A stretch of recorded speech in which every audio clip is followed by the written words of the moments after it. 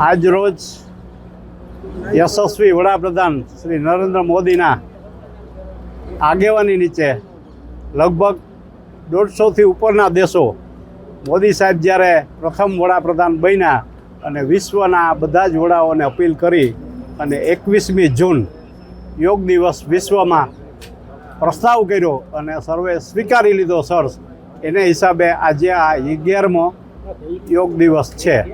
યોગથી જેમ કહેવાય છે કે યોગ ભગાડે રોગ, તો હું બધા યુવાનો નાના મોટા આબાળ વૃદ્ધોને બધાને મારી વિનંતી કરું છું રાજ્યસભાના સભ્ય તરીકે કે દરેક લોકોએ આ યોગ કરવા જોઈએ. આમાં કોઈ જાતનો ખર્ચો પણ નથી અને તમારું શરીર તંદુરસ્ત રાખે જ, મગજ ફ્રેશ રહે છે. સ્ટ્રેસથી આપણે બધા ક્યાંક ને ક્યાંક એનો ભોગ બનતા હોય. જો યોગ કરશું તો આ સ્ટ્રેસ પણ દૂર જશે અને તંદુરસ્ત લાઈફ, તંદુરસ્ત જીવન જીવી શકાય.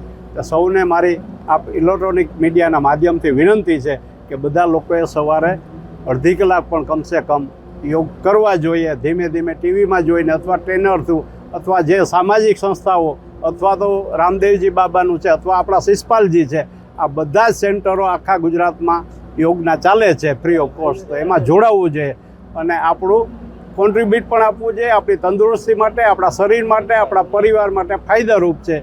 અને અત્યારના જમાનામાં જે ફાસ્ટ ફૂડ ને જે બધું ખવાય છે યુવાનો કે નાના બાળકો કે એ છેલ્લે તો નુકસાન કરતા હોય છે.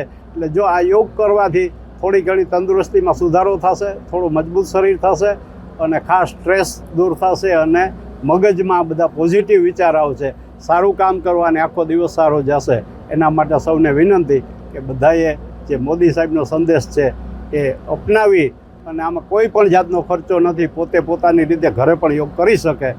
યોગ કરવાથી ઘણો રાહત રહે છે, રોગ ભાગે છે અને આખો દિવસ પ્રફુલ્લિત રહે. એટલે બધાને વિનંતી છે કે બધાએ ખરેખર યોગ કરવો જોઈએ.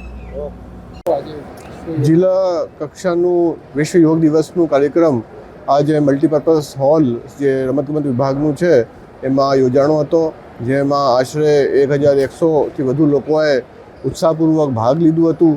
અને આપ સૌ થકી મારી એ જ વિનંતી છે કે જીવનમાં યોગ આપણે ડેલી શેડ્યુલમાં એનો સમાવેશ કરીએ તો એના જે પરિણામો છે એ આજે આખો વિશ્વ પણ એને સ્વીકૃતિ આપી રહ્યો છે. એટલે એકવાર ફરી વિશ્વ યોગ દિવસ નિમિત્તે હું આપ સૌને શુભેચ્છાઓ આપી મારું વક્તવ્ય પૂર્ણ કરું છું.